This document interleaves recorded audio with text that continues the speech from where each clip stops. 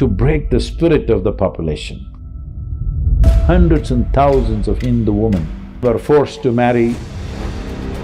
There are Aurangzeb streets, Tipu Sultan, rapists, people who tried to commit genocide, their names should not be on our towns and streets. 1,000 temples were destroyed in Kashi. For almost 80 years, all of Kashi was in ruins. A blind man can see what is Gyanvapi. By Braille, you can see these are Hindu icons.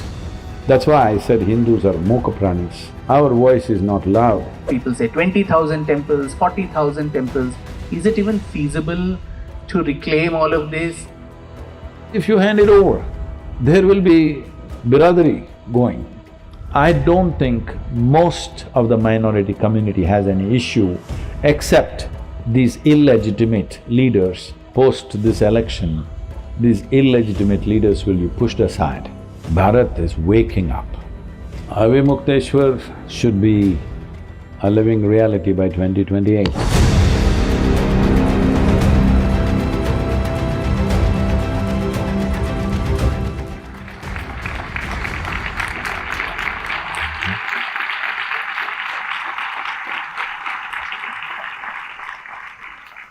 For starters, I'd like to ask you that how do you see a book like this and why is it important in a Bharat today, a Bharat that has just witnessed a once-in-a-lifetime Pran Pratishtha of Ram Lalla at Ayodhya after 500 years of struggle and strife. And a lot of our critics, and I'm sure we have lots and lots of them, you more, me less, of various shapes, sizes and colors in both India and outside. There are no critics, there are abusers. Yes, I was just being kind to them.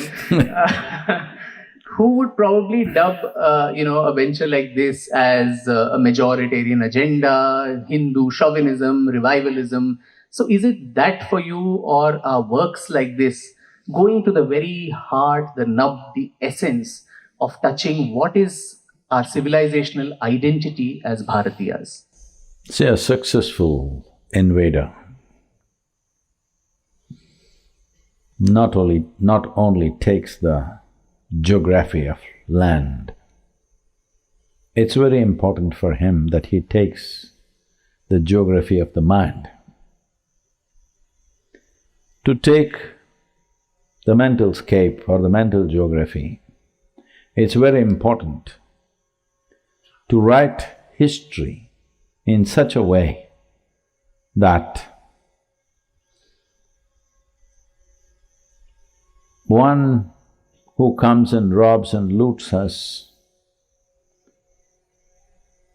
will after a while look rich and even aspirational. This is the epitome of today's Bharat, that people who looted, raped and robbed us, they have become aspirational to us.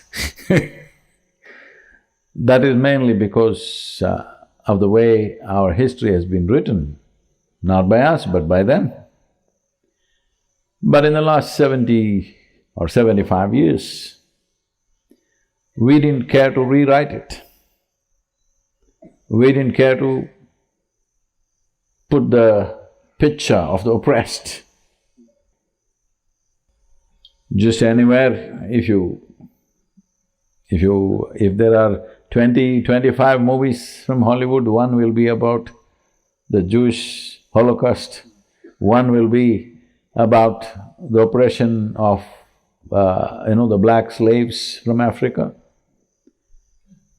But there's not been one goddamn movie or even a book really of considerable currency in the society about what's happened in this country, what's happened in this land.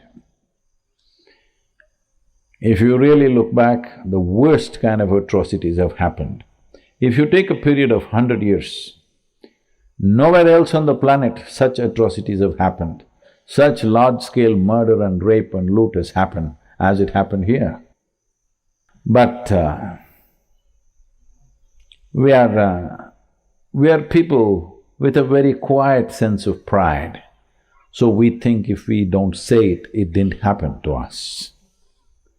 We just don't say it. That means it did not happen. See, it's like the Japanese. They won't talk about Hiroshima, Nagasaki. They won't talk about Fukushima and its suffering. They just go about as if nothing happened. Because there is a quiet sense of pride, not a loud pride. Those who have a loud sense of pride will write books, make movies, make drama about it. But this is a very quiet sense of pride.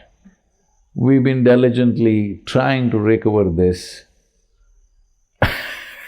What was taken violently, we try to take it with legal process. Not of a few years, a few centuries of legal process. Have you ever heard of a legal process going on for 300, 400 years in the courts? This is what India is. But we still believe one day justice will come, and fortunately it has come.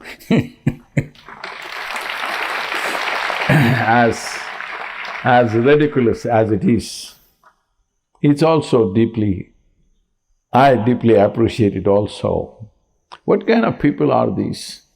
For 550 years they've been going to courts run by various kinds of people, from Islamic courts to British courts to Indian courts. The same case, about the same temple. What kind of people will do this? There are times they could have violently taken it back, but no, they went to court. Still we are in court. One has been successful, others looking little better, but this is a civilization which is relevant not just for the people who live here.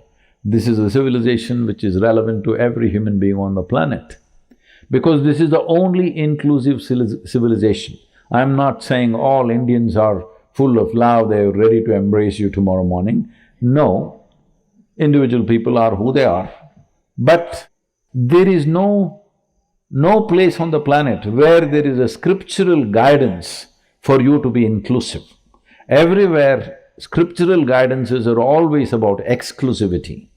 This is the only civilization where almost all our scriptures are talking about embracing the humanity. Not only humanity, embracing all life forms. There is no such place on the planet.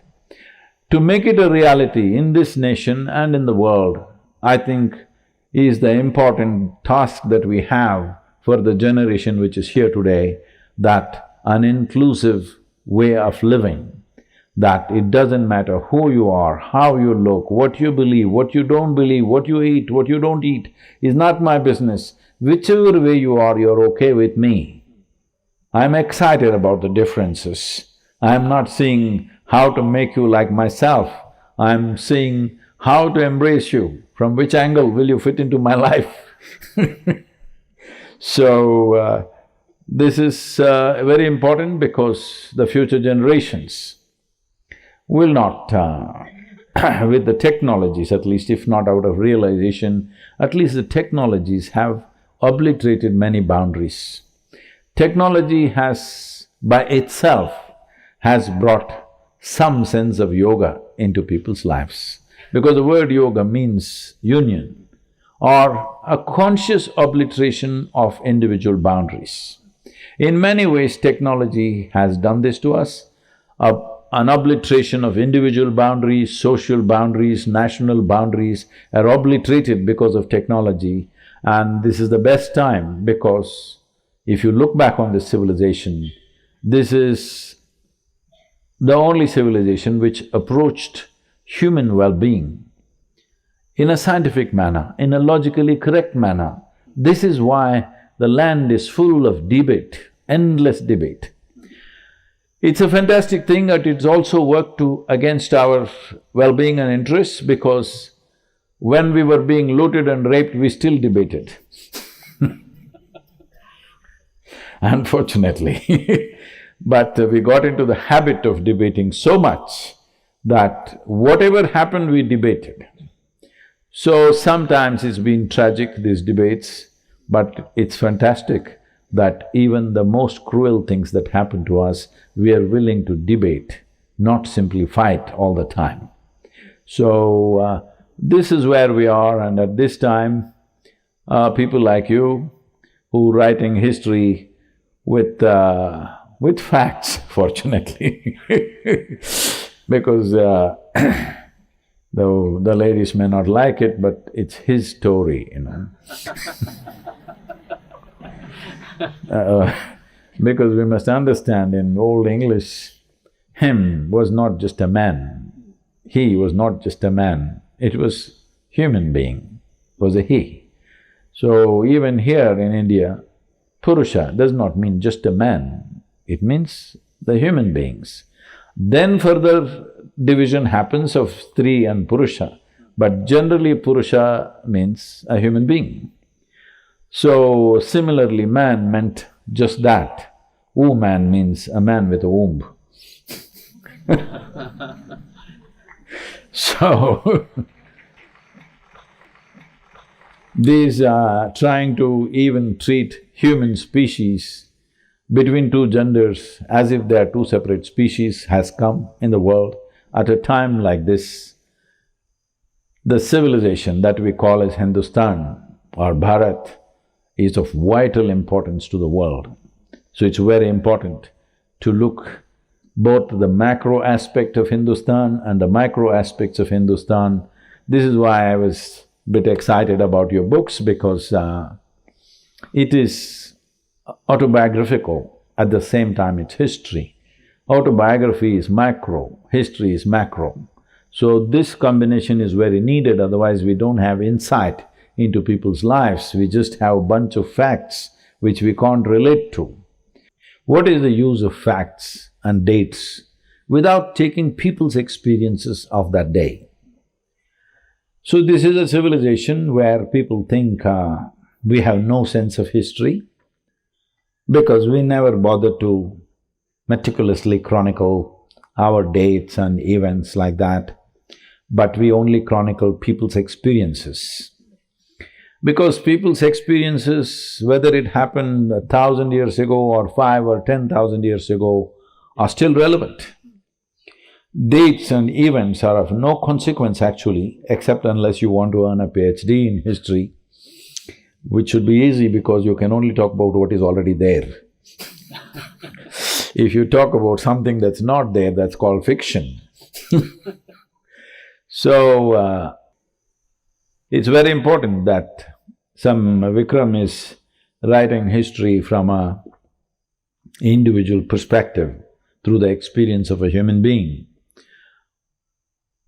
Well, some conjecture is there, but looking at the events, we know this is what could have happened. This is how Ramayana and Mahabharata were written. It's history, but because we got so influenced by foolish accumulation of facts and dates, we started saying this is a mythology, this is not history. So we have even separated what is mythology and what is history in this country. No, there is no distinction between the two, it is historical, but human perspective, not just academic in nature. Please. How does one delineate the two, Sadhguru? Like recorded scientific history and legends, so to say, because even in the research of this book, while I was tracing the hoary past of Kashi and of the Vishwanath Mandir, when you fall back on the Puranic literature, every king is ruling for 32,000 years, someone else is there for lakhs of years. How does a modern 21st century historian who's grappling with this try to integrate these very different worlds, because Bharat, I think, speaks in a very dialectic way? See, when somebody says a king ruled for 100,000 years, one thing you must understand, zero was invented by Indians. So we have a certain liberty with that, that we can use it. Actually, nobody added 1, 2, 3, 4, all right? We only added zeros. So you can't blame us for that. But you must understand it in this way. Either that historian who wrote that he ruled for 100,000 years is a sponsored historian, or they loved the king so much, they did not know how to praise him. So they said he ruled forever or he ruled for 100,000 years. So depending on the number of zeros, you must understand that's how much love and praise that they had for him.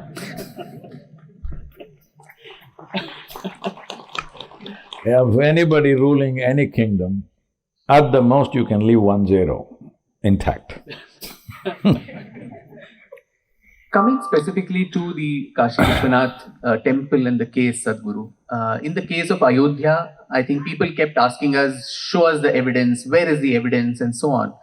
In this case, I mean, a lot of you who would have visited Kashi through Gate 4, when you go there, the first vision you have of the Gyanvapi mosque, first of all, that is an oxymoron.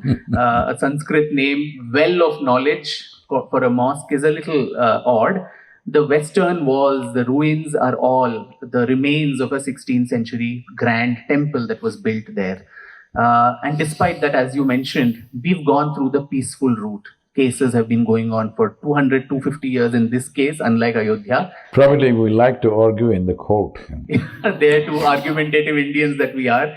And now we have dumped them. They kept asking, where is the evidence? Now we have dumped them with 800 pages of Archaeological Survey of India's report that just came out last month or so, which details every little bit. So how much evidence is sufficient for those opposing the temple to actually say, we will agree? Does Aurangzeb need to come out of his tomb and say, yes, I did demolish it, and that is only when they will accept this? See, most of the temple demolitions that happened, they always had a historian with them. Because in their mind, they wanted to be remembered as people who demolished this temple and demolished or destroyed idolatry and established whatever they think is the highest form of religion. So they wanted to be remembered as those people who destroyed these temples. So the proof today doesn't mean anything because they themselves have written very proudly that I destroyed this temple. And for example, in Mathura, the man who is writing down says, "This is the greatest building I've ever seen in my life. So elaborate, so magnificently done. This cannot be the work of a man's hand. There is a divine hand in this." But they proceed to demolish. And it's all… they themselves have written, you can't say that they wrote lies. This is because people who wrote our textbooks screwed up our minds so badly that we don't have a voice to say this is not right.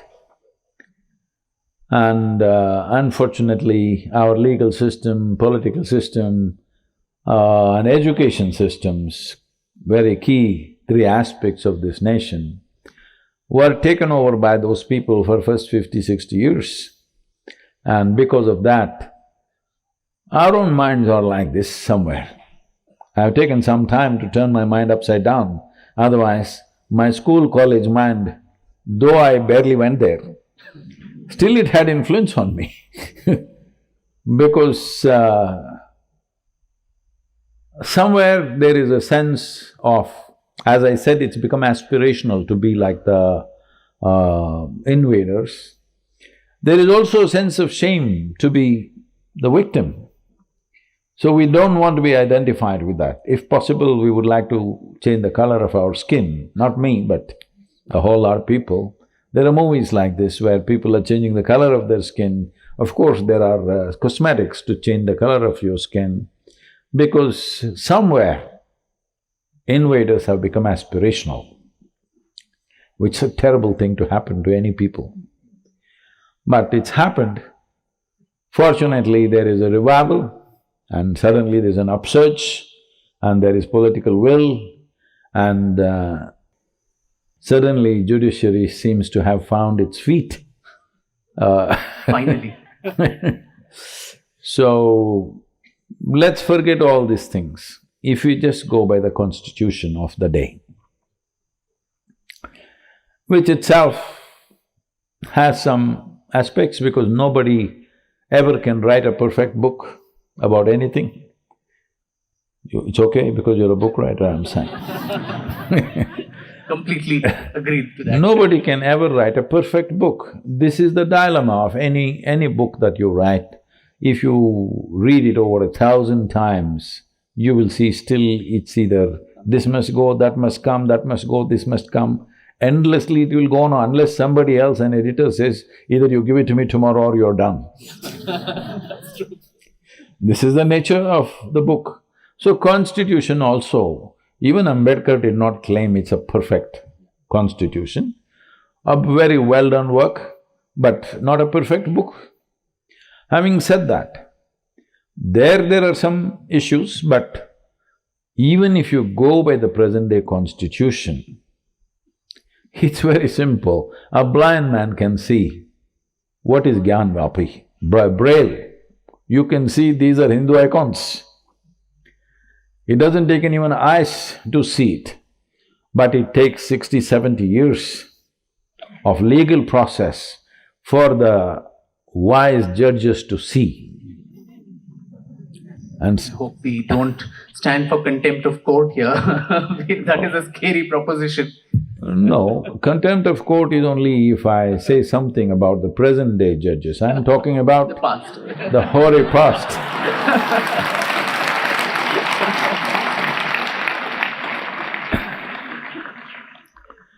So much delay and so much dilly-dallying has happened. I feel in many ways, any process, education, judiciary, whatever process that happens in a given land, one way or the other is influenced, if not totally controlled, by the ruling class.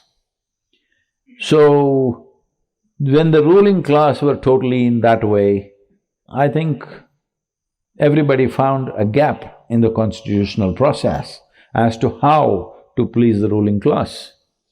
So a time has come where there is an upsurge of awareness in the nation, and I don't think the judicial officers can escape the upsurge of awareness, and they cannot rule anything in a way that is negative to the civilization and not in coherence with the constitution. We are not even asking for anything beyond the constitution. What is within the constitution must happen. Nobody can say no, because this is a right. I'm saying this because somebody had the temerity to pass a law in 1991 saying that citizens of India cannot go to court about certain aspects that matter to them. Places of worship.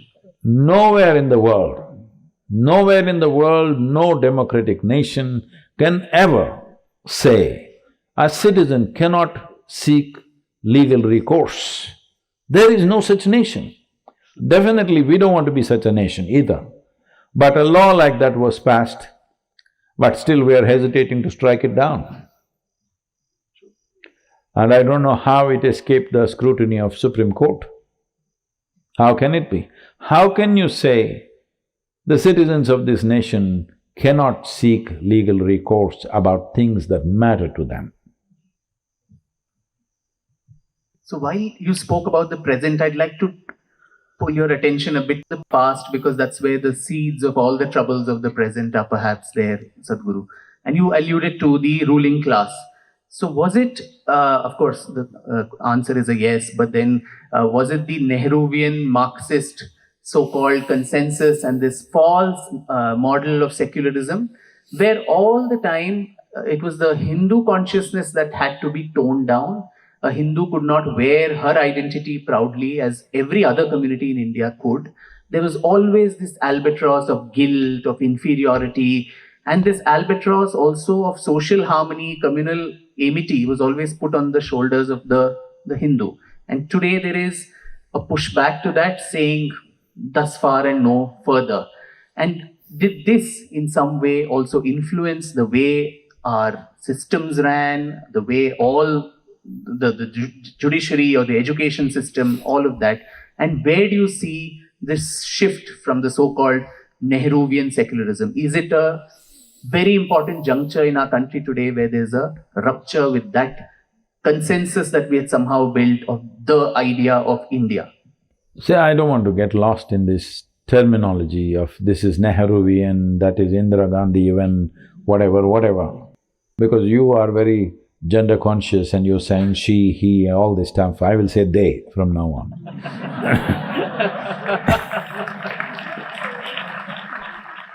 So, why I'm saying this is, it's not that we have no regard or respect for women, absolutely. It is just that this whole thing about just changing one word and thinking we are done with it. There is so much that needs to be done, but once you change one word, it looks like it's done. It's not done, all right? In any given society, whether they don't like it or they don't like it, it's very important that to create a level playing field for both genders. This itself may be a crime that I'm saying both, that I'm saying there are only two. This may be a crime in today's world, but anyway, to give a level playing field for all human beings, of whatever kind they are, ladies, gentlemen, and those who have not made up your minds.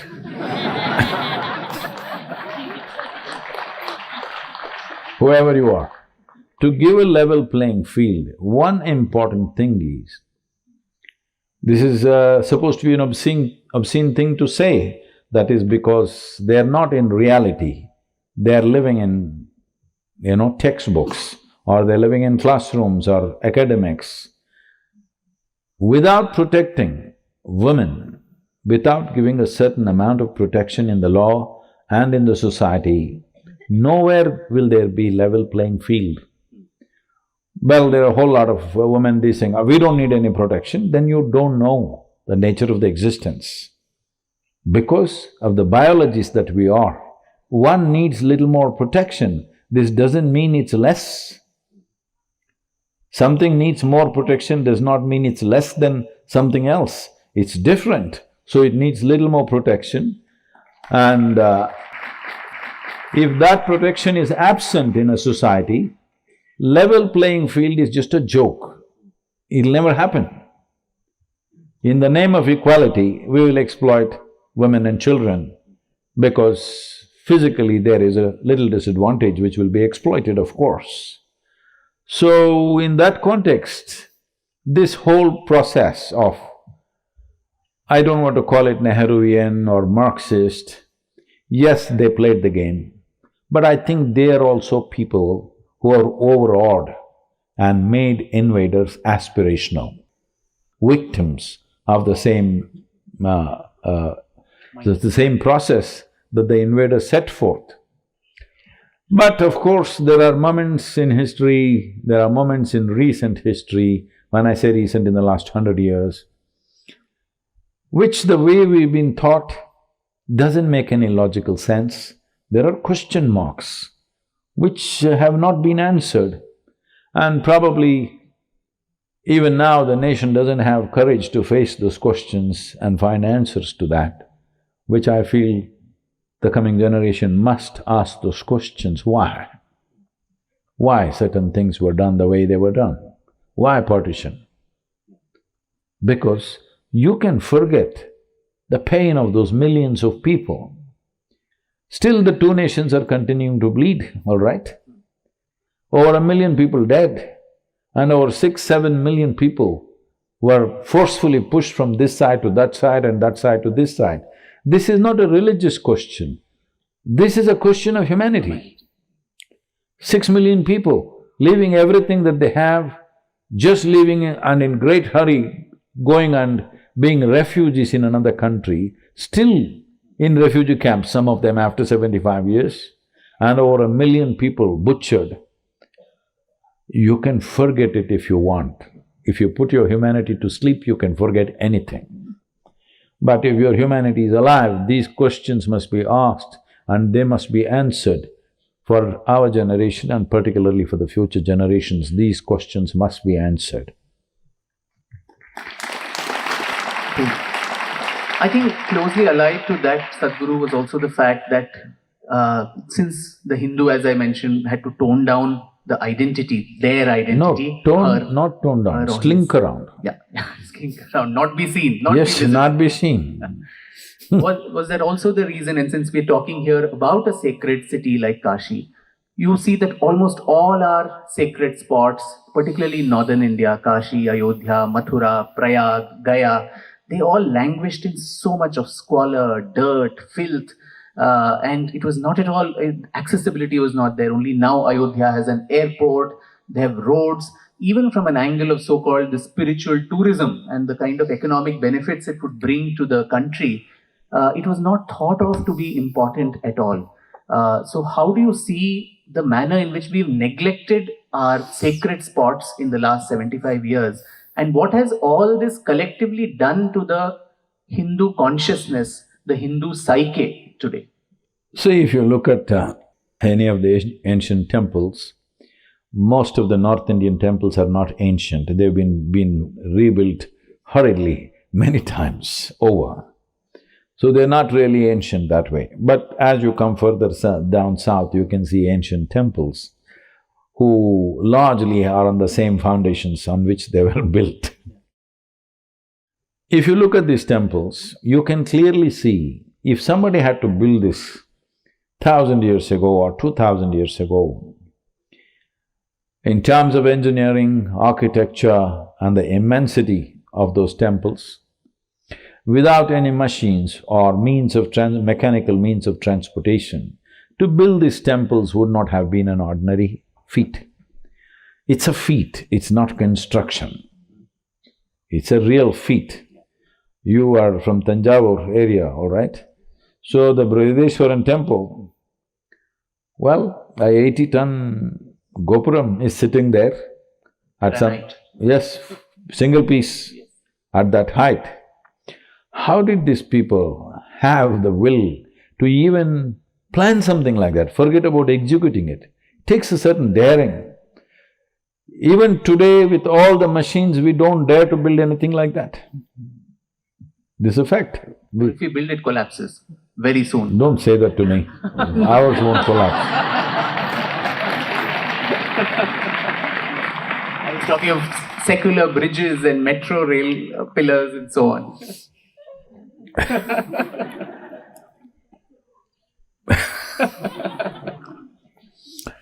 So when they built such great temples, obviously they would have created an ambience of proper roads, approaches and gardens and few hundred acres of land around it. Today you see, it looks like these ancient temples were built in a small little gully because the approach is like that. So everything has been taken by whom? See, once the ruling forces don't care what happens to it, then even the people who belong to that culture and may believe in that religion and may be participating in that religion, their sense of property value will overtake their faith and their devotion. If I allow here, maybe some of our devotees will want to set up a camp here. Initially a tent, then a small little more something. A lot of people will want to set up right here in the garden because there is a certain enforcement of law, you can say. It won't happen. But this happened over a period of time. There were nobody to enforce anything. So certain lawlessness, essentially, things which are not legal, things which were not… People take somebody else's property, whether it belongs to a man, woman, child or God, they will take it because these compulsions are there in human beings. So today most great temples have entrances or approach roads which look like these idiots built such a big monument with no approach. Who is that idiot who planned this? This is what you would think, but that's not how they planned. That's what we have done over a period of time. So this is essentially happened not just post-independence, even pre-independence, whoever was there In the last 400 years, 300 to 400 years, they did everything possible to see that Hindu temples, if possible, destroy, where not possible, they languish. That unfortunately is continuing even today. But in the context of Kashi and what we're talking today, I think I'll go to a $1 million question that everybody in the… Why are questions rated as dollars? Okay, a 10 crore question or 100 No. crore. Why is the question and the significance of the question is monetized? You should not do that. A very important question. Yes. A very valuable question, that burning question, like, in Republic TV you have that fire Fire there on burning. the back. So if it's a burning question, you can say it's a burning question. If it's a sweet question, being the season, you can say it's a mango question. You can… If it's a furious question, you can say it's a monsoon question. Don't bring money into the question. Sure, Sadhguru. This is a very American thing. Yeah. Everything is dollars. So we're talking a lot these days about reclamation of sacred spaces, and probably the first example was of Ayodhya. Kashi has gained a lot of momentum, Mathura is probably next in line, and people, a lot of critics of the reclamation movement are asking, where will this stop? How far will you go? There are various numbers floating around. I think Dr. Sitaram Goyalji had documented about 1,826 or so documented cases of encroachment like this. Some people say 20,000 temples, 40,000 temples. Is it even feasible to reclaim all of this?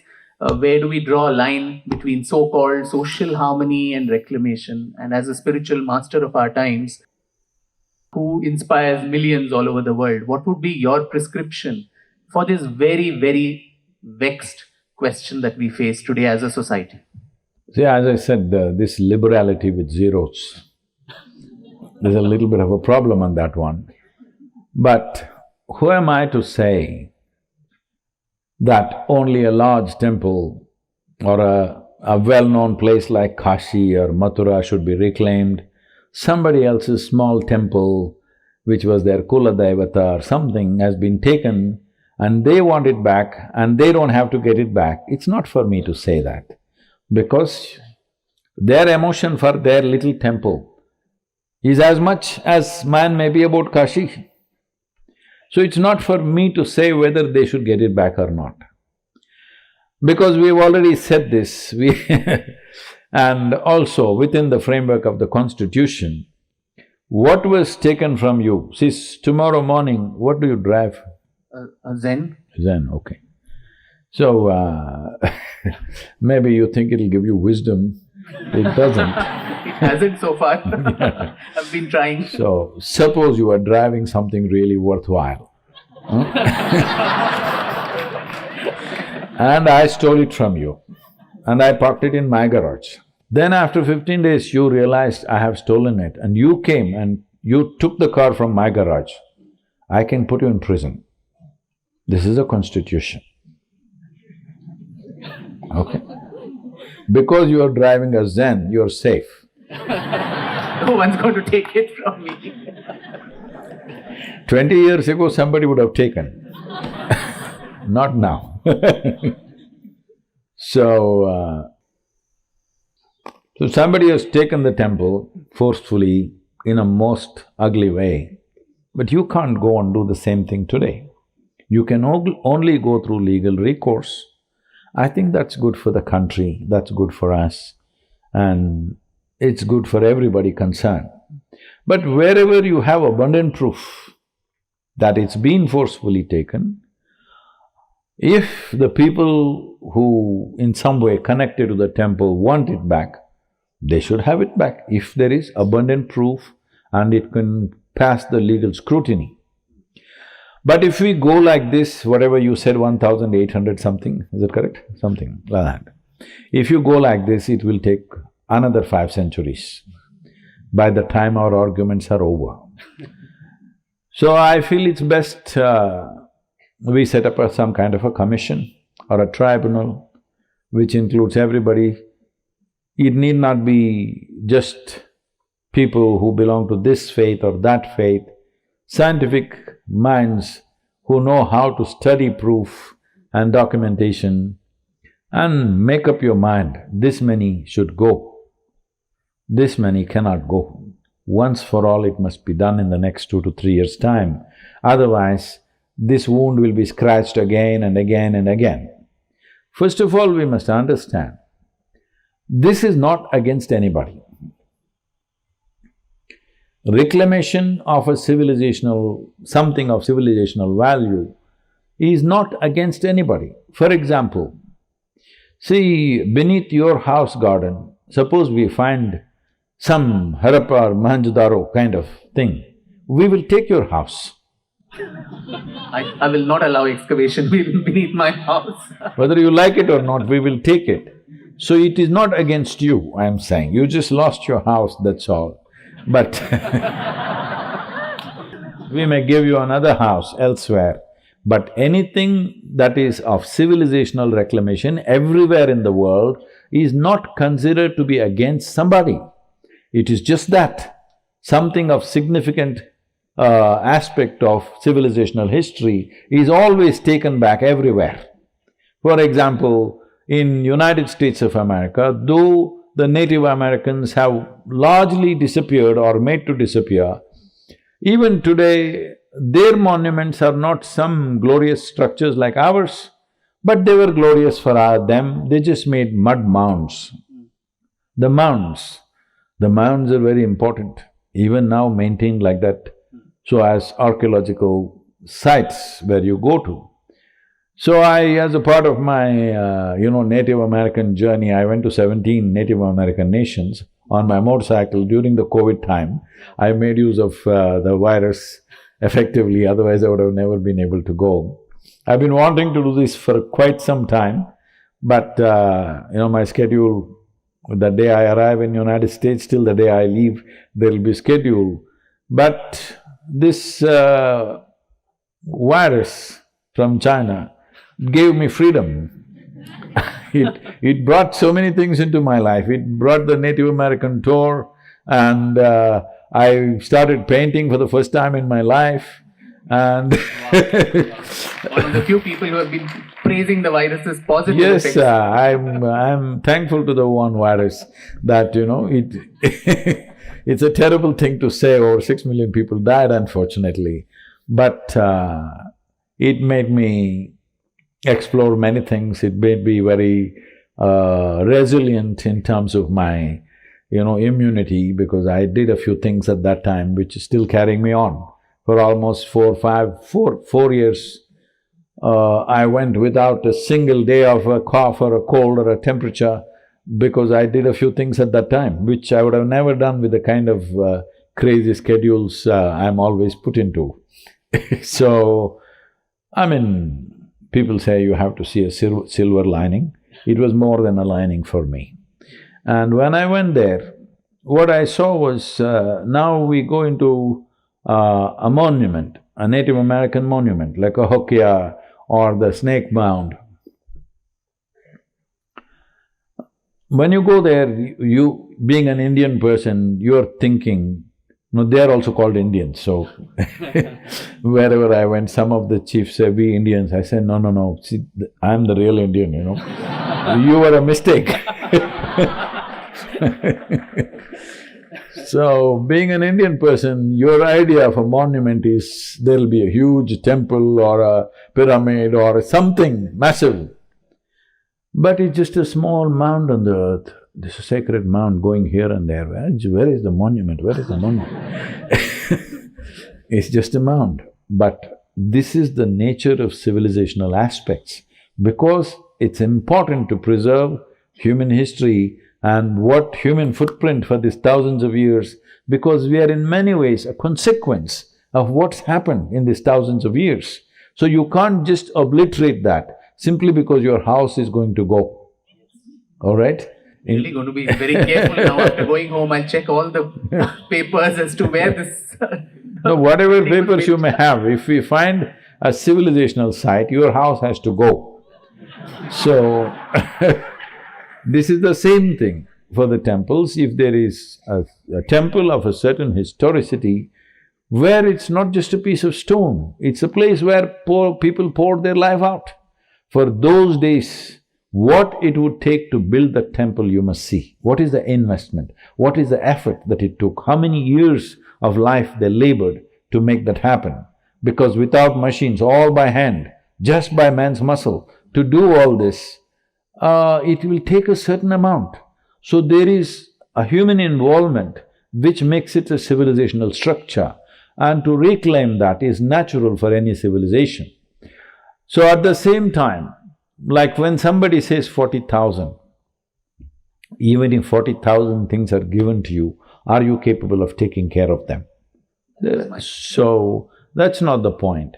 So the point is, where it matters for people a lot, where it is there in people's memory and there is substantial evidence, there is scientific data to show definitely this happened, then this should all happen in one shot rather than dragging through the courts one by one, so that the nation does not have to go through this confusion because there are illegitimate leaders. I'm using the word very consciously. Normally they would say self-serving leaders, but they're illegitimate because their leadership is illegitimate. They're leaders for the wrong reasons. They've become leaders for the wrong reasons from wrong source. If something is from a wrong source, then you say it's illegitimate. A lot of imagination as to whom you might be referring don't do to, that. but I shall curb my imagination Please here. do that. It doesn't take much imagination anyway.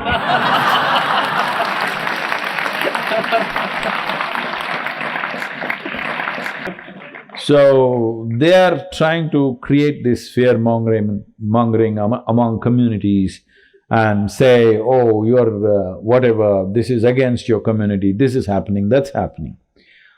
As maybe you have also recorded and many others have recorded that even in the early stages of Ayodhya, post-47 I'm talking about, the Muslim community was ready to hand it over. It didn't mean much to them because it was not a great mosque for them. But they knew it is Janmastan, it was Masjid-e-Janmastan, it was called. So everybody knew it is on Ram's Janmastan. They were willing to hand it over. It was certain crooked political agents and Marxist historians. Must add them to the mix. No. How do you call them historians? I call them political agents. The same. You call somebody a historian when they gather things from the past and try to put it together in a presentable manner.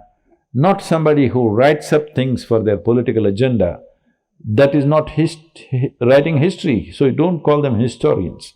These political agents force the communities to believe that that is not the way to go about it. Let us fight no matter what. Anyway, we are with you, government is with you, so we'll do this, we'll do that. So unfortunate realities have happened in the past, but this is the nature of who we are. No matter what happened to us yesterday, because our icons are like this. You worship Rama. He kills his enemy. Enemy, not just a political enemy, somebody who kidnaps your wife and tries to force her into becoming his wife. With such a man, he fights a battle. Well, he wins. He could have lost. See, of course, today you believe he cannot lose. No, battle means anybody can lose, all right? Anybody can lose. He won, fortunately. But when he came back, he goes into 1 year of repentance for killing an enemy, all right? This is the kind of culture and civilization we've had. That means no matter what we have to do, some karma we have to do, we will do, but without any bitterness in our heart. No matter what somebody did to us, well, we keep our distance if they're not good to us, but there is no bitterness in our heart. So even now about these temples, I want to make it clear, in most people's hearts, this Jain father and son, fantastic people, what? Harishankar Jain, Vishnu Shankar. Harishankar Jain and Vishnu Shankar Jain, look at their faces, they have no bitterness in their heart. They just want to see what is justice is done. There is no bitterness, there is no fight. reclamation of civilization is not a fight. When it happens, we will celebrate. It is not victory, it is just a celebration. So, having said that, I don't think most of the minority community has any issue except these illegitimate leaders who have somehow placed themselves and their voices have become reasonably heard. They're confusing the people all the time and getting the community into trouble all the time. They've not brought any well-being. The most in terms of education, in terms of economics, in terms of holding positions in the country, in everything, this community has been deprived because of these leaders. Otherwise, they would have done well like everybody else.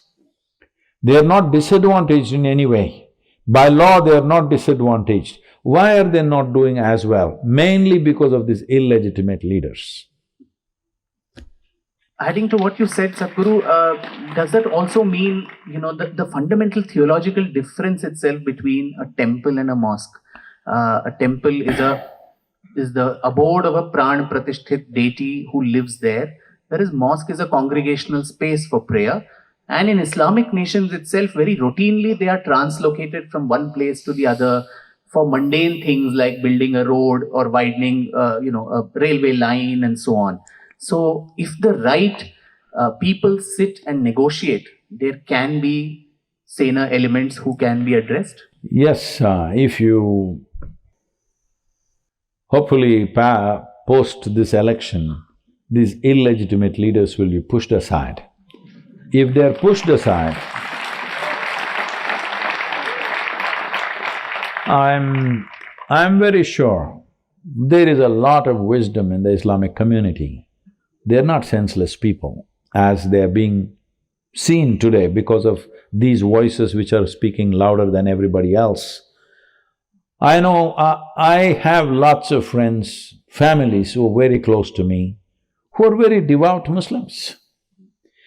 Because I don't care whether somebody is Muslim, Hindu or Christian, they are devout, that matters to me. Because devotion is not about something. What you are devoted towards is one aspect, but because you have devotion in your heart, there is a certain transformation in your life. So, the devout Muslims would have no problem because clearly the Sharia law says that you can never take another man's place of worship and build your place. It is haram. So just by that, not even by Indian courts or Indian constitution, just by Islamic law, it will not fly. But as I said, these illegitimate leaders who are constantly mouthing hatred, which is not there in the hearts of common people. And I'd like to play, it's a hard role to play, devil's advocate, but the devil here needs to be represented. Because every time one talks about reclamation of temples, often the argument comes, what about, it's a mythical argument, but what about the Buddhist structures that the Hindus, allegedly destroyed? So suppose tomorrow there is a Buddhist stupa or a cave beneath a very grand temple. Will the Hindu community also be willing to give that up? See, the reverse is also true. Tell me which existed before, which is the earliest times. You're a historian, you please tell me. The Sanatana Dharma. Yes. So, tell me the chances of temples being built over. There are temples over which stupas have been built because stupa is not a place for people to enter, it's just brick or mud, all right? It's a solid structure. The very idea of stupa, some people say, is because they covered the temples. Otherwise, why would you build a building that you can't enter? So, that is another matter, but that if there are incidences like that, there are not too many and there is nobody to reclaim them. So, if you have solid evidence like that, maybe that'll also have to come into picture, whether Hindus have built over Buddhist sites or Buddhists have built over Hindu sites. If they are of significance to people, if it's still in their collective memory and there is scientific proof, yes, it doesn't matter which religion. Whether we have to give something or they have to take something, it's perfectly okay with me. The important thing is, that you take pleasure in the wounds of other people's hearts, that's not okay with me.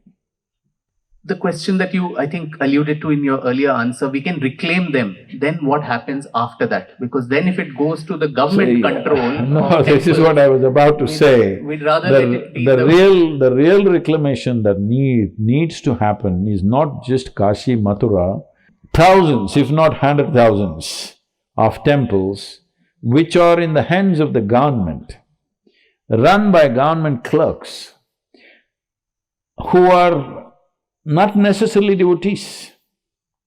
See, without a god there can be a temple, but without a devotee there is no temple. Let's understand this.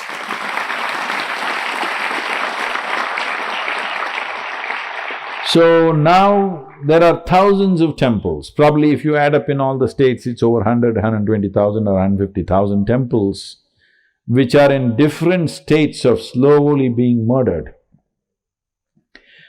When I say murdered, if there is a temple here and the person inside who's in charge is not a devotee of the deity, it's murder. It's happening.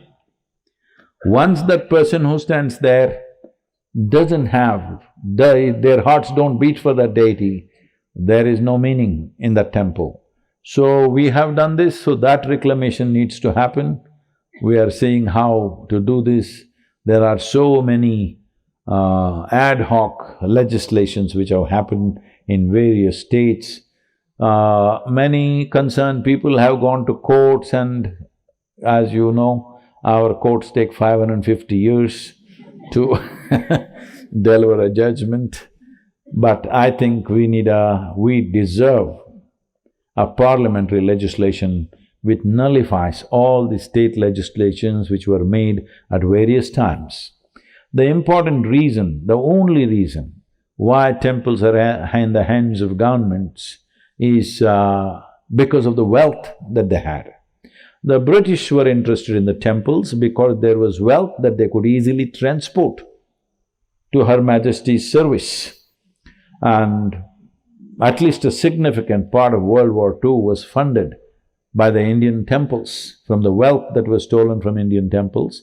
Even you hear in Kashi, when Aurangzeb and others destroyed the temples, how many camels or elephants carried gold and diamonds that were there? Because this was the land of gold and diamonds, where gold and diamonds in many places were sold like vegetables on the street side. Nuggets of gold and diamonds were sold like vegetables without security. That is how much it was present.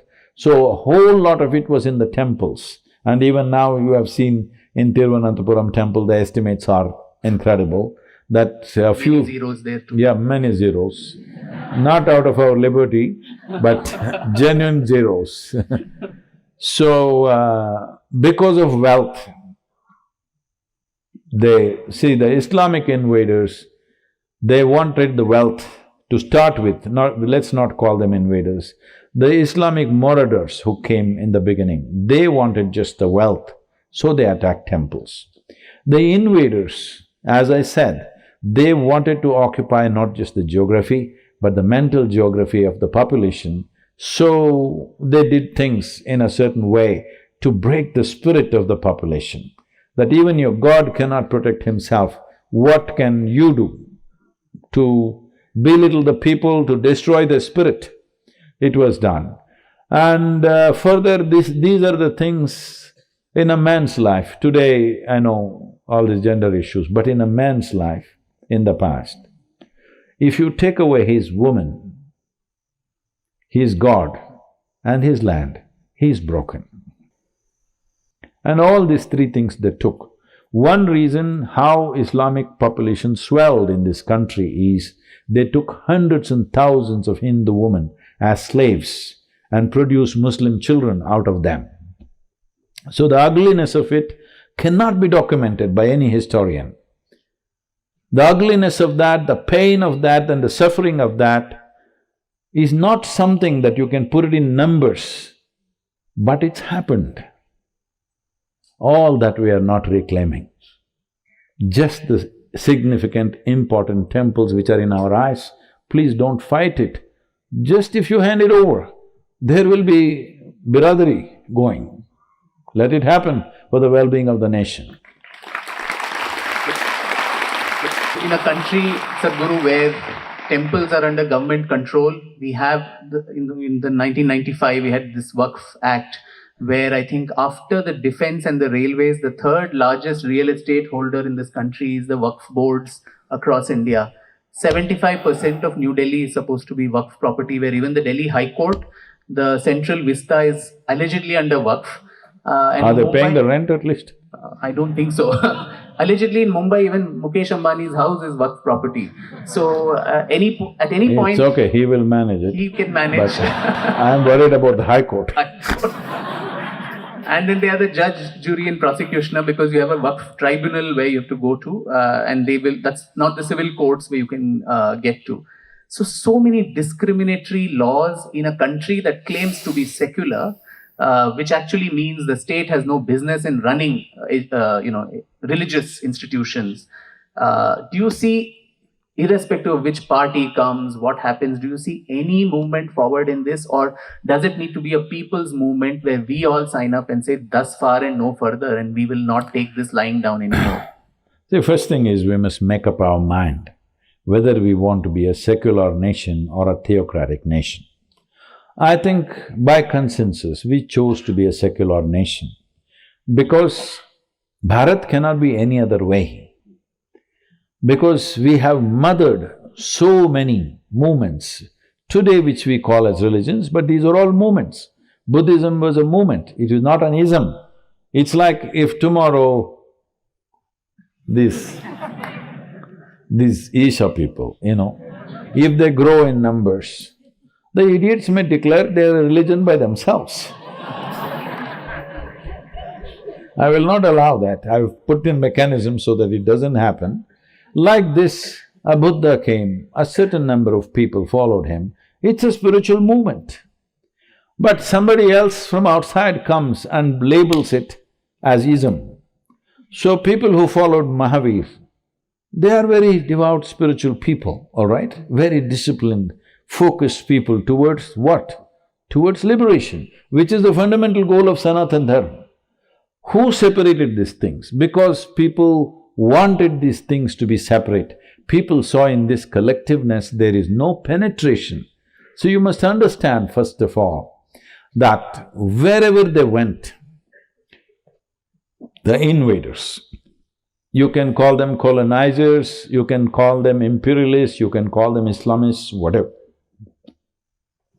Wherever they went, whichever part of geography they conquered, they always transformed the population, if you can use that word, to their ways, without exception, nearly 100%. You take North America, South America, Africa, Australia, you take any place where they went clean sweep. This is the only place where still after nearly 1,000 years of invasions and occupations, we still largely, little diluted, distorted, but still we largely keep the Sanatan ethos with us, knowingly, unknowingly. But I feel whatever damage that was caused in 700, 800 years of occupation, more damage has happened in the last 70 years.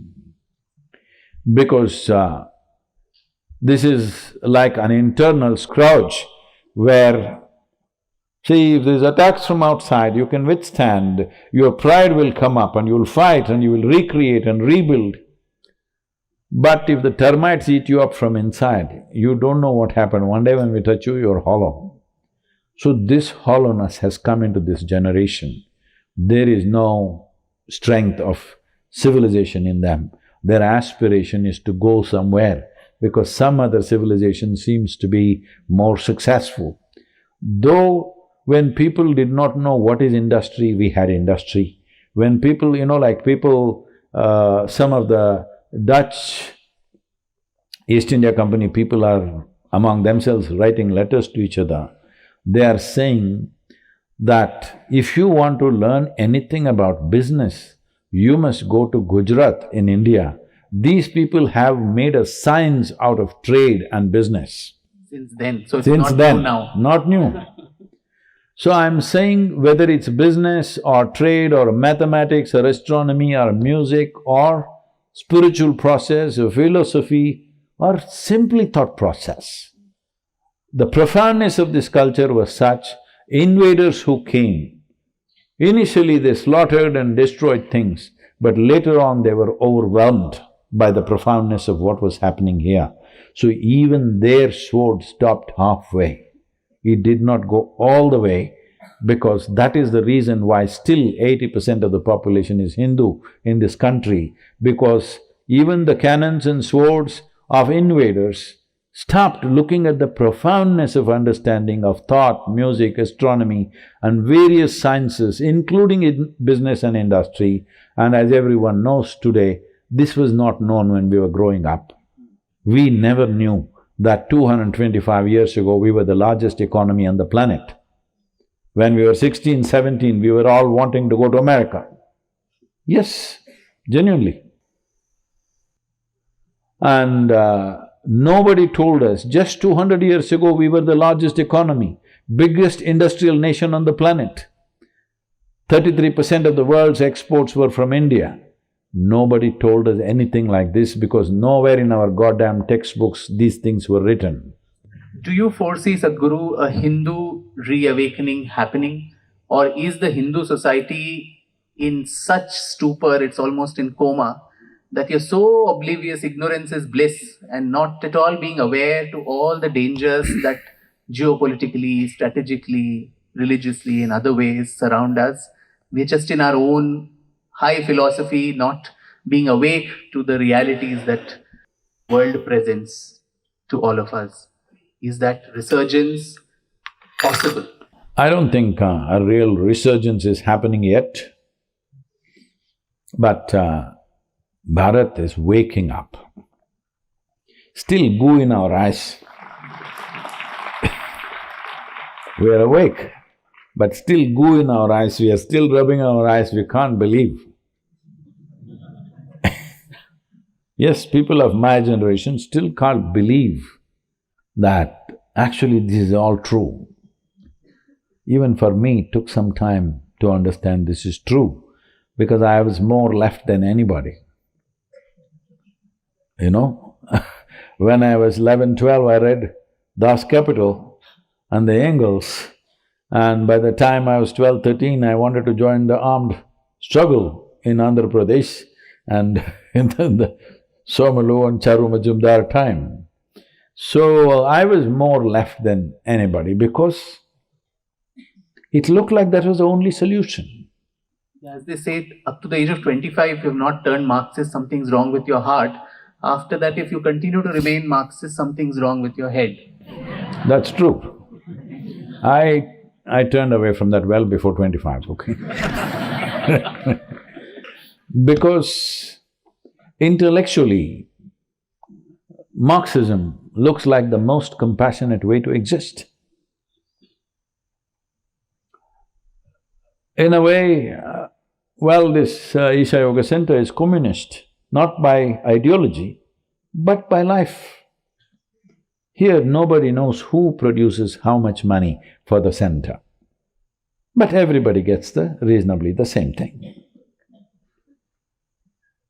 Because this is communism, people live as a community, without wondering who is what is this person's religion, what is that person's caste, we don't even know, we don't even ask.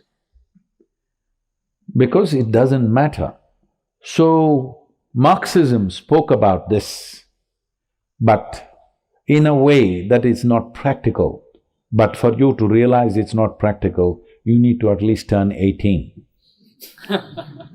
Before that, if you get fired with Marxism, I almost went.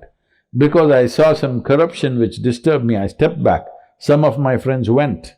One of them became a reasonably prominent leader, he got shot about 8 years ago in Mysore, near Mysore, and the other one, I don't know where he went, whether he is still alive or dead, I don't know.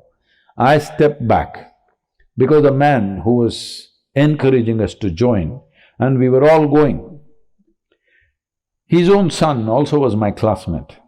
He was also with us, about 5 of us. He was daily, ramping us up that it's time to go for you. You're 15, you must go. This is the time to go and fight. Just the attraction of carrying a weapon and being a part of the revolution, is like a very big thing when when you have fresh testosterone in you. A gun and a revolution and changing the whole country like that is very, very attractive, I'm saying. So, when just the next day or the next day we are supposed to leave, we've already gathered everything, I got some army haversacks with me, clothes, extra shoes, this, that works for a armed conflict, okay, going for the training. And then I see this professor's son, Mysore University was full of these people at that time.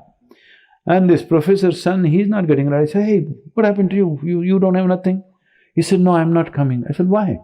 My father said I should not go. I said, your father wants me to go, doesn't want you to go.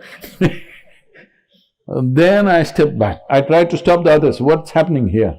But those guys anyway went. Unfortunately, one of them died recently. I don't know what happened. Maybe he left, or maybe he's still there, or maybe he died. I do not know. I don't think anybody would survive this long in that kind of life. But maybe he did not become prominent, so he could have just slipped out, whichever way. So in my head, I was far more left than most people are in their life. For me, Marxism was just not a romanticism of teenager. For me, it was the thing to do. It was the thing to do. So, from there I'm here, who I am today, out of realization, not out of conversion. I did not get converted. As I paid more and more attention to everything, what is sensible, what works for every human being, that is the only thing we should do.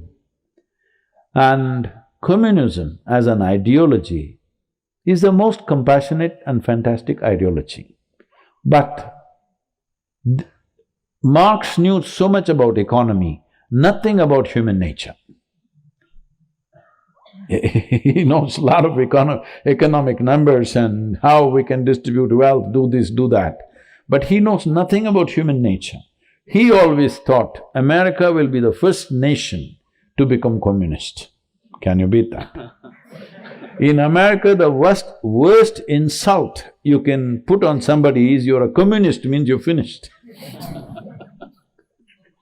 That's how it is. It's happened to us also now. So, he completely underestimated the human nature and thinks just the facts of economics will work, which is very wrong, which is very superficial way of looking at human activity, human mind, human thought, human emotion, human consciousness. This is a very superficial way of looking at it. Wherever it got installed, massive human disasters happen, the kind of disaster that you can't imagine. To make Russia or that USSR what it was, to make it an industrial power, to make it a military power, they had to kill 20–30 million people of their own nation, all right? Joseph Stalin went about killing nearly 26 million people, that's what they say. If not 26, whatever, even if it's 6 million people, it's too much. Of your own people, not in a war. To administer them, you start killing them. See, if these two groups fight a war, then some will die. That is the nature of war. But in administration, if I have to kill 26 million people, obviously I'm a lousy administrator. I know nothing about the people. I know nothing about the needs of the people. I know nothing about the aspirations of the people. I know nothing about how to do anything. Only then I'll have to kill 26 million people to administer my own people. So is that Hindu awakening you're seeing happening in the near future? How long do you think that will take? I have no problem with the word Hindu, but because in the world's perception, there is a certain issue because people… It's like if you say yoga, people think you're tying up in knots. Whatever you try to tell them, it's union, it is this, it is that. Yoga, okay. You have to look like a leftover noodle. So, similarly, Hindu means Hinduism. Oh, you worship cow, snake. Worldwide it is spread because that's the kind of books that were written, everything done. So, instead of using the word Hindu, I would use the word Sanatan is better because Sanatan means eternal. Nothing can be eternal unless it's all-inclusive. Nothing in the universe can ever be considered eternal or near eternal, let's say, without it being all-inclusive. Unless it breeds the creation, it cannot be eternal. A philosophy cannot be eternal, a belief system cannot be eternal, an ideology cannot be eternal. Only that which is in tune with creation can be eternal as creation is at least. So, when we say Sanatan, we are talking about an eternal dharma. Does not mean a religion. Unfortunately, this word has gotten around like this. Dharma does not mean religion, dharma means the law. An eternal law. How you arrive at eternal laws? By observation, not by imagination, not by dogma, but by observation and realization, you come to in alignment with creation. Only that can be Sanatan. So, that is the essence of who we are. That's not been conveyed to most of the Hindu population, unfortunately. They think lot of Hindus talking about, we have our own book. We did not fall out of a book, you know. We made many books, thousands of them. Well, when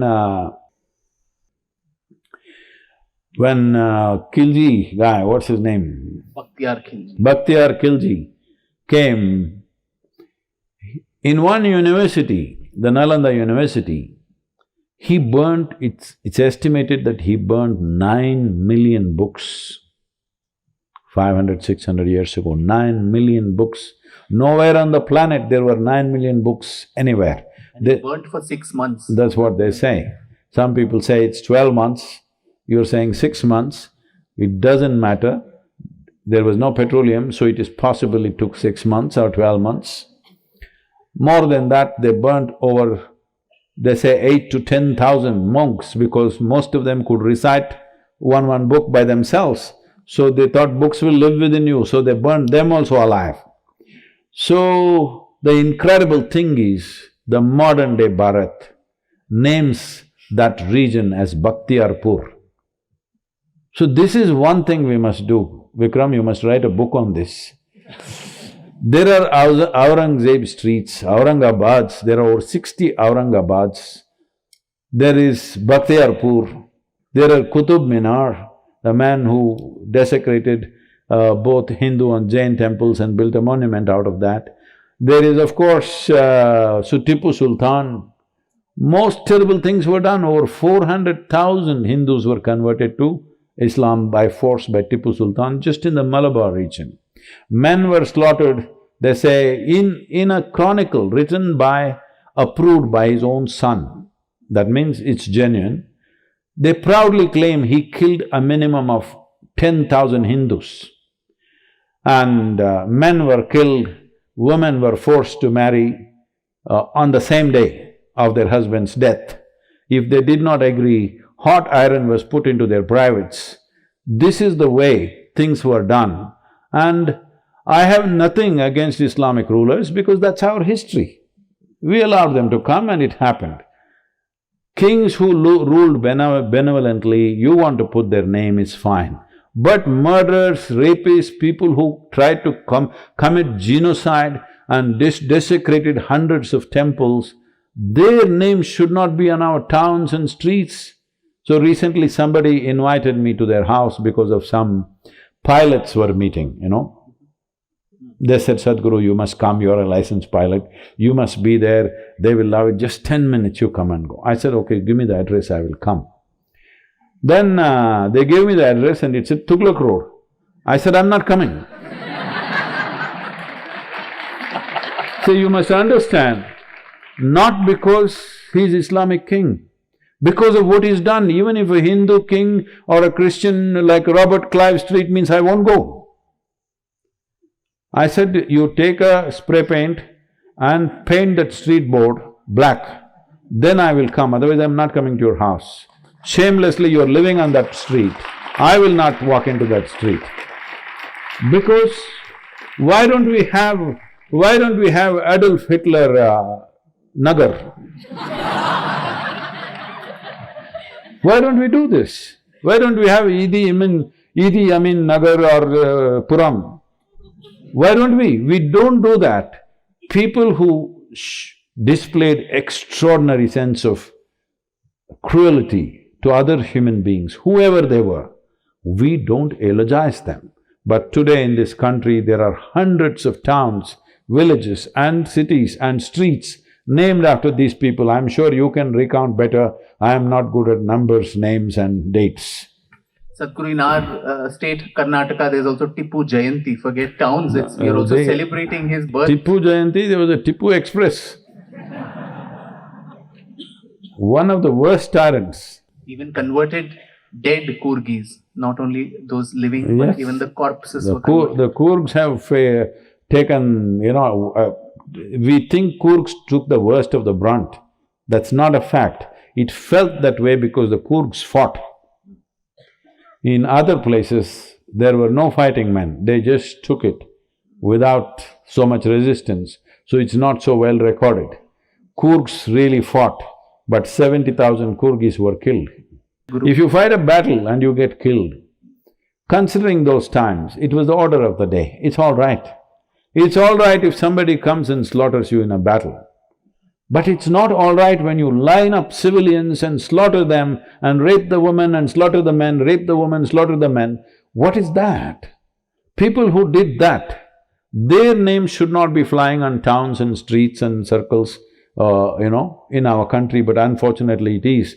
I hope the future elected leaders of this nation have enough wisdom to change that.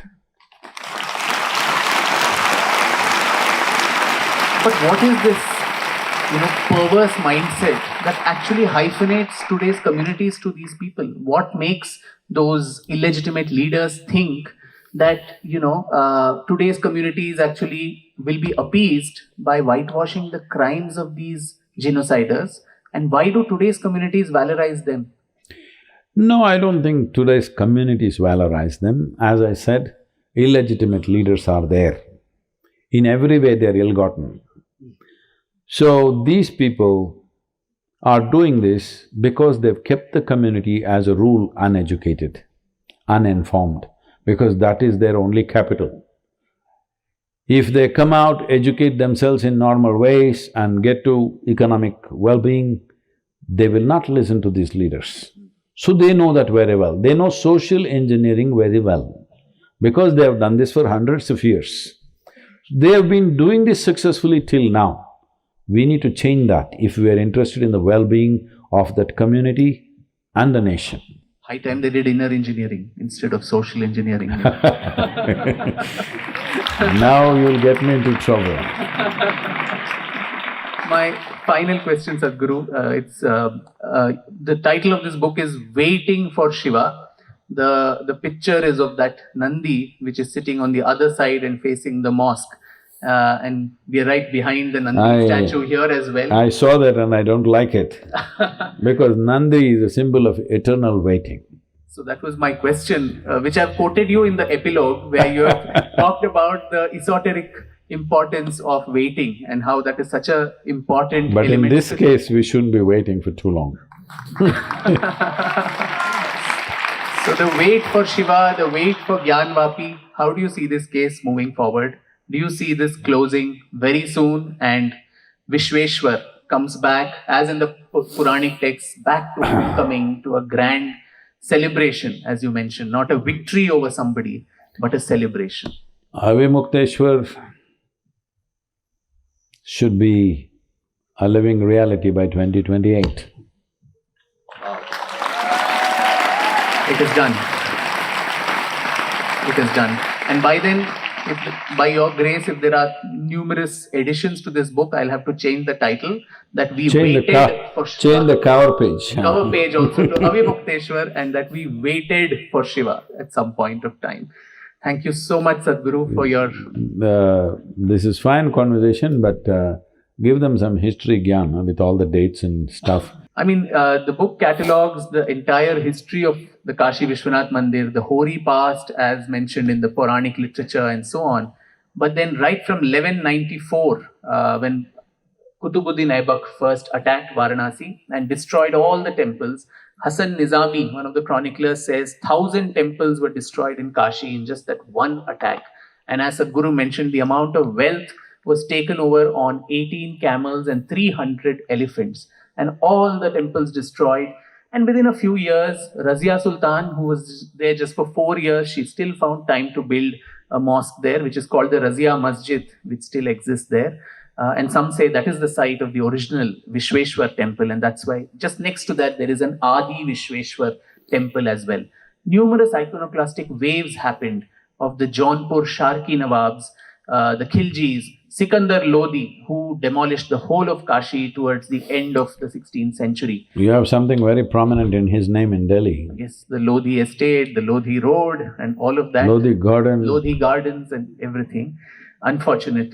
And for almost 80 years, all of Kashi was in ruins, and that was when… Now, on the one hand, there is this depressing tale of destruction, and I wouldn't want to limit the discourse to that, because as the destructions were happening, the other story which is of importance is of resurgence, is of resilience, is of courage that we showed, our ancestors showed. Now, barely 10, 15 years after Qutbuddin Aibak's destruction, in 1212, you had a Bengal ruler, Vishwarupa of the Sena dynasty, coming to Varanasi, and right in the heart of the city, he erects a pillar, a Vijay's thumb, saying, this city belongs to Vishweshwar. It was literally marking the, mark there. And today, all these… I appreciate his intent, but a pillar will not replace a temple. No, at that time, it was the height of the Delhi Sultanate, Sadhguru, so he could not obviously build a grand temple, but at least there was that sense of reclamation. And more important, and there too the Gujaratis… No, I'm saying this, in today's times, we should not go and put one stone and say, this is Avimukteshwar. We want the whole thing. But then too, the Gujaratis were so, as you mentioned, the most industrious, like we have some people in the echelons of power too. So you had a Gujarati businessman called Seth Vastupal, who in 1240, 1250 gave 1 lakh rupees in those days to rebuild this grand temple. And today we talk so much, all these illegitimate leaders whom you have sparred with also, who talk of a north-south divide, South India is different, North India is different.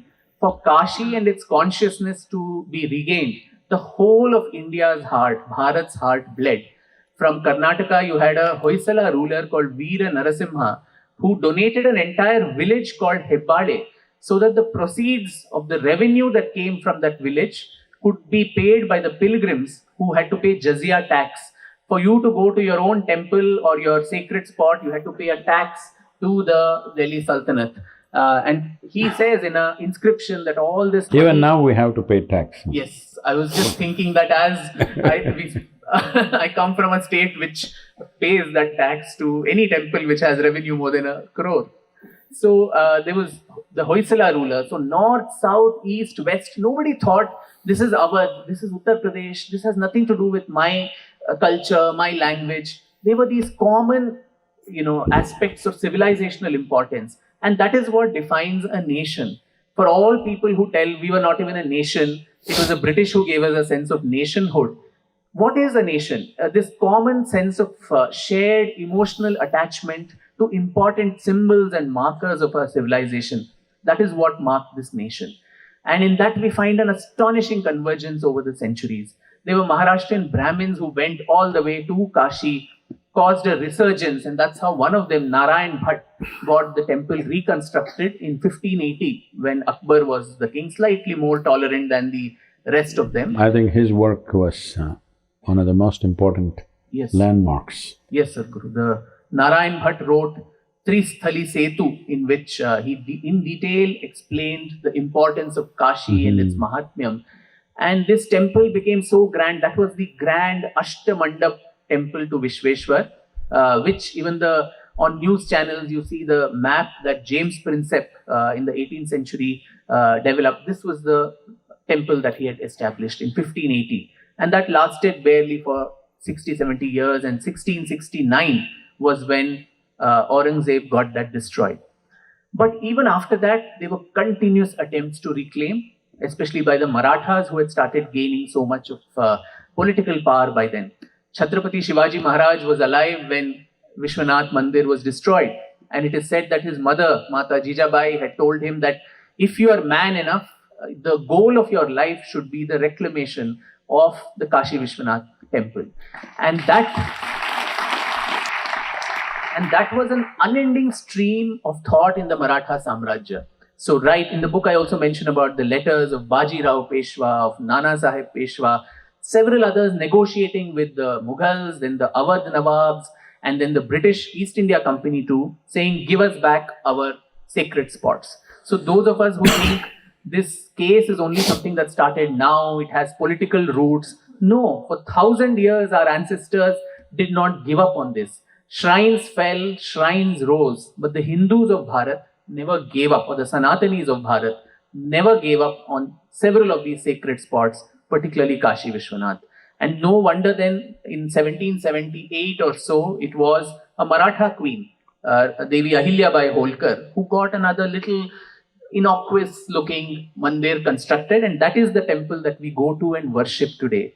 And the other interesting part is in 1836, you had Maharaja Ranjit Singh, the Sikh Maharaja, who gold-plated the shikharas of that which you see today. Today, people are trying to create divisions between the Hindus and Sikhs, saying these are different communities, there's a separate Khalistan movement. But the greatest ruler of Punjab, revered Vishwanath, went there and prayed. It is said that when he defeated the Afghan ruler Durrani, he also asked for the doorway of the Somnath Mandir that Mahmud Ghazni had destroyed 800 years ago. Just imagine a 20-something young man who was probably not very educated, but that intergenerational memory that was there with him. And that it was also the Nihangs who came and established in Ayodhya also. Ayodhya, yes. Ramlala was established when he was completely out. True. They were the ones who came and wrote Ram Ram on all the walls and created this. Because of them, the cases went to the Awadh court. So the Sikh Hindu unity, which again, like the Hindu Buddhist schisms that are sought to be created, the same thing is done with the Hindus and the Sikhs. So this temple slowly started coming, but it was never given up. There were bloody riots in Varanasi. In 1810, there was something called the Lat Bhairo riots, where people literally wanted to reclaim the entire space. The Gyanvapi masjid was set on fire and evacuated the Muslim community from there. But the British did not want to get into these difficult terrains, so they let them continue. But since then, court cases on silliest of things, this people tree is mine, no, the branches are coming to our territory, the leaves are falling here. For all this, I think the British must have been tearing their hair saying, what is it that these two communities are constantly fighting for? But the subtext is that it was something so important in our consciousness, and that we have forgotten today. So for everyone who asks, what is the need for this? We have so many more temples everywhere. No, in the Hindu idea or Hindu imagination, Sanatani imagination, once a temple, always a temple. I think the Pran Pratishthit deity that is there as a living form there, a living being, whom we offer Nitya Puja as we would do to a human being, unless you do a Vidhivat Visarjan, that energy is not gone from that space. So we need to reclaim that. It is an important enough, civilizational project. And as Sadhguru mentioned, it is not against anybody. I think it should be as much a revered spot for the Muslims, Christians, Sikhs, Jains, Buddhists, Parsis, everyone of India, as it is for the Hindus of India. So this case too, and since independence, there have been numerous cases going on. In 1991, this case was filed in the name of Adi Vishweshwar. So deity is a living entity. So he files the case as the plaintiff, saying, this is my house, I want the entire thing for me and my devotees. Now that case unfortunately got stuck in Indian courts for 22 years, and it's only now in December 2023 that the Allahabad High Court fast-tracked it, saying by June it should be disposed of this year. But alongside, you had the Jain duo whom Sadhguru mentioned, Hari Shankar Jain ji and Vishnu Shankar Jain, who facing innumerable intimidations, threats, and all kinds of odds, which I document. You feel so miserable. There were attempts made to kill them. There were allurements, lots of things that they faced. No support of any government, any organization, single-handedly, and for all practical purposes, they are a minority community too, the Jains. So they fighting for one of Hindu temples is really a testament. And Hari Shankar ji very jokingly said the 2021 case was actually filed in the name of Ma Shringar Gauri. So, and that gathered momentum very fast. And he said, Vishweshwar is a yogi, Adi yogi, Samadhi, he's always sitting in Samadhi, he doesn't care whether he's found in the Vazu Khana, he's found whether there's a temple or not. But Ma is not like that. She would not let her husband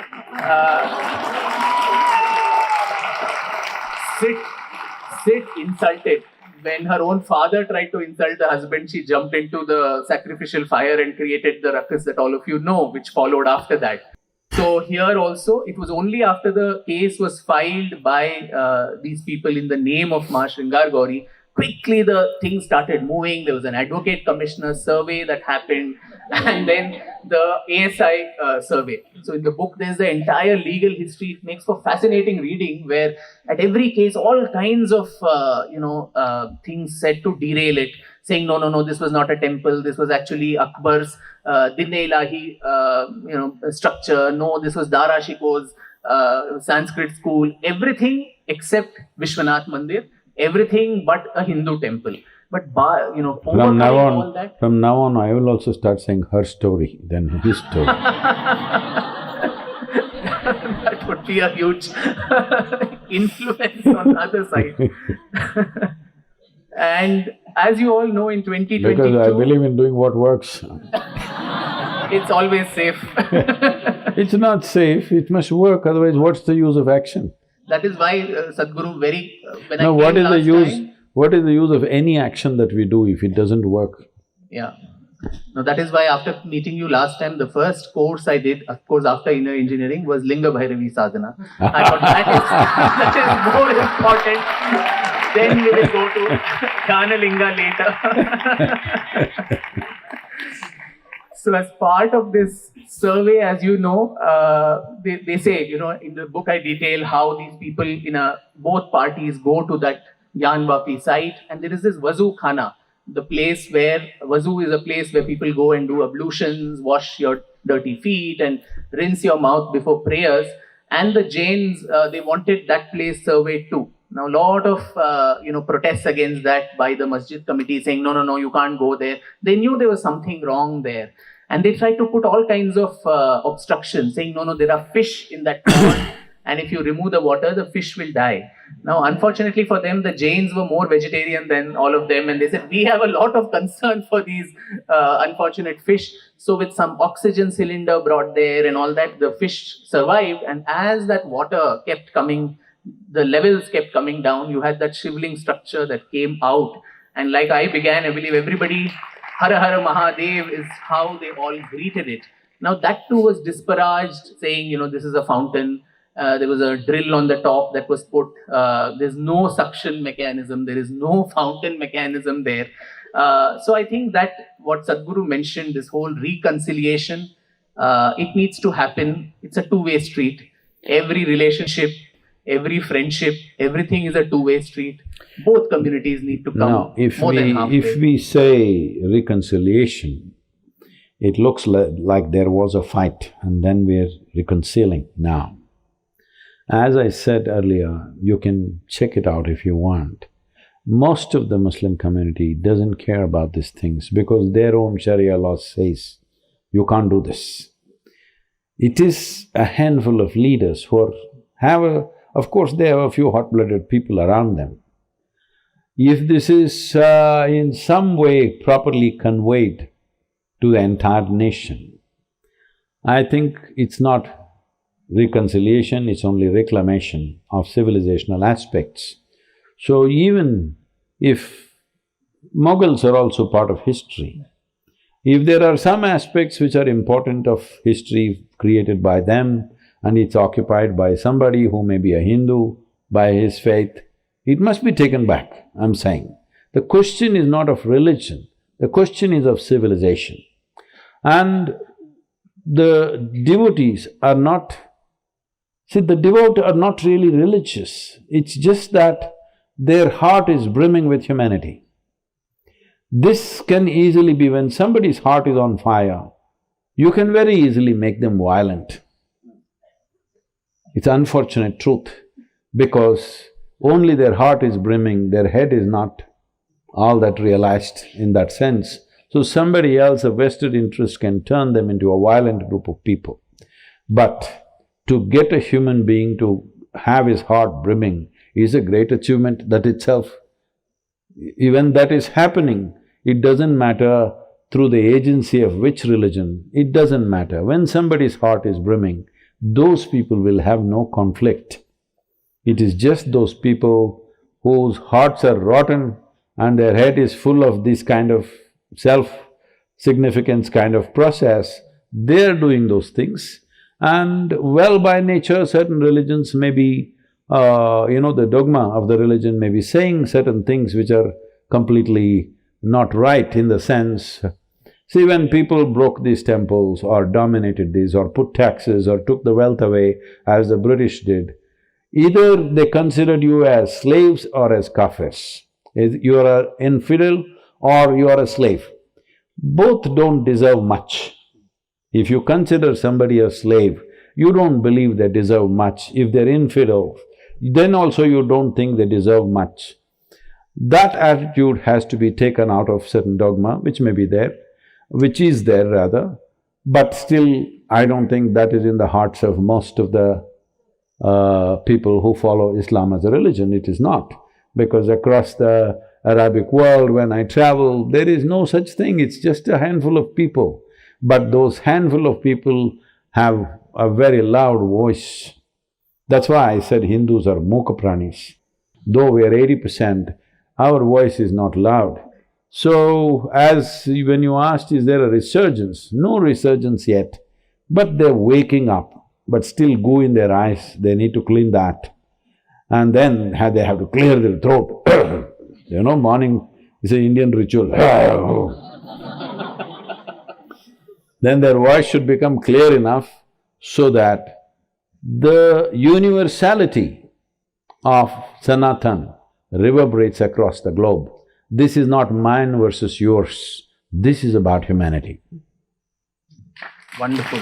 On that wonderful note, again, immensely grateful, Sadhguru, for your valuable time and these wonderful… All the best for you in this. Hope many people get to read this. Thank you so much, Sadhguru. And if I have the audacity to conclude with a suggestion that someone like you, with the kind of healing touch and the kind of influence that you wield on human minds, irrespective of the faith, I think as the new political system comes into place, maybe from June 2024, I would urge you to take the lead in ensuring that a lot of this mediation, a lot of these saner voices, out-of-court settlements, the Truth and Reconciliation Commission that you spoke of, because even in divorce cases, people would want the husband and wife to settle it out of court. Yeah. In court, a lot of muck will come out. But this is not divorce, this is marriage. This is marriage. So, but let it not get stuck in courts. Let us not call Shringar Gauri Ma again and again and ensure that we put the onus on her. But the important thing is, the new occupiers of the temple are the government itself. That's another battle to fight. So if they are not willing to do that, definitely their hearts are not in this either. So we need to make them see that if we have decided to be a secular nation, which is our wish, that we want to be a secular nation, then government should have no business in anybody's places of worship, anybody's. Thank you, Sadhguru. Thank you, everyone. All the best for you. Thank you.